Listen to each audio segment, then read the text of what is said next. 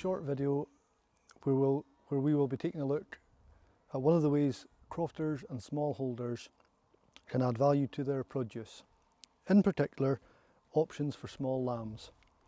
Options include box streams, croft vending and restaurant farm shops. Today we are at Upper Puldagon, which lies on the outskirts of the town of Wick in the north of Scotland. Upper Puldagon is a small holding which incorporates a farm shop and restaurant which is owned and run by Gregory Hooker. Gregory has added value to the bottom end of his lamb crop by selling his produce through the farm shop and restaurant. Here at Puldagon we've got a farm shop restaurant as a bolt on to our small holding that we have here. We've circa 60 acres on site. I rent a following 60 to 70 acres on two different holdings, and this allows me to move my animals around and sustain the stock that I have. We breed Highland cattle. I have 9 breeding Highland cows. This year we've crossed them with Shorthorn. I hold 70 Hill Cheviot, and again I have a handful of tups as well. The business plan to begin with was I was breeding quality Cheviots to sell for breeding stock. Obviously then we've got the smaller stock that isn't suitable for breeding, and I found myself in a situation where I didn't quite know what to do. So we decided farm shop might be a helpful addition, just so we could sell our produce through the farm shop to maximise profitability. On site we've got, as I said, 70 Hill Cheviot, about 20 tups including shearlings, lambs and breeding tups. We have a small flock of soy sheep and also a small flock of Swiss Valleys. The Swiss Valleys obviously are produced for wool and the lambs for resale. The soys, we keep them really just because they're a rare breed. They're quite endangered, and we every now and again will take lambs from them and put them through the farm shop as well. It's quite a succulent, very flavoursome meat, which you don't come across very often. For our Cheviots, obviously we breed for breeding tups, and we keep back the best of our pack every year, and then we'll sell the rest at mart.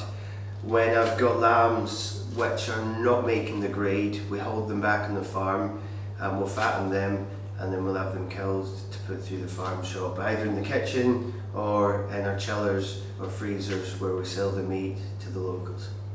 To get our lambs from farm to plate, we'll take it's usually the worst straw we have, and we'll hold them back, we'll feed them, we'll put them out on better pasture, supplement them with feed, and then they are sent down to Dingwall.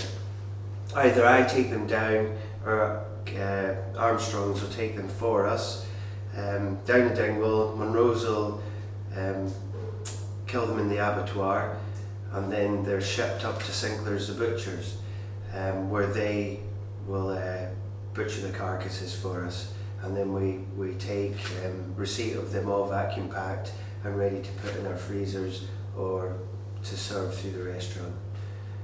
On site we don't yet have a facility to butcher our own. It was always a plan, but at the moment the costs for us to build the butchery unit outweighs the benefits, and I feel it's better to share the work around. So by us giving it to Monroe's, it's providing work for them, and again giving it to Sinclair's. It takes our profit margins down, but it's the only way we can do it just now.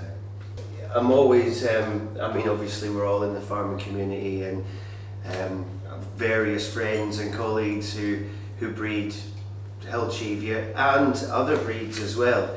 And so there's always discussion about taking in lamb to supplement when my lamb runs out. They're quite happy to support me with lambs that they have as well, which is again supporting our local farms and bringing meat to the table.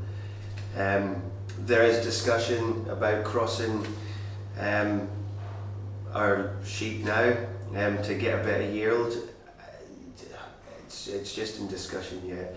Obviously once I go down that road then I'm losing the pure Hill Cheviot, which is what I've been striving for since I started.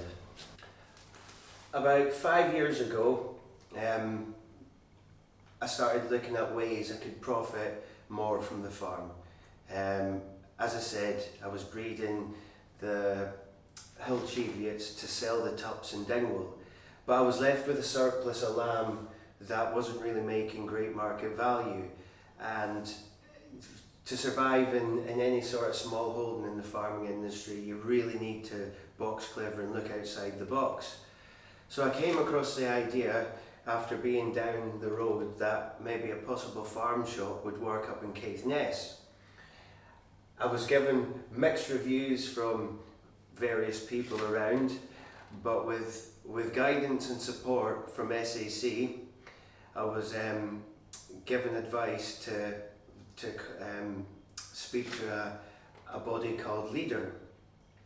And so with help I contacted Leader, which then led me to business plans and my vision, and working closely with SAC we came up with the plan for the farm shop, and Leader backed it. And so now 5 years on, we have a farm shop open.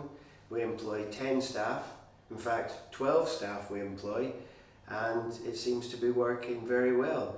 We're now in our second year of being open, and through COVID and all the problems we've faced, we're holding our head up and we're managing to maximise from the stock that we have in our farm.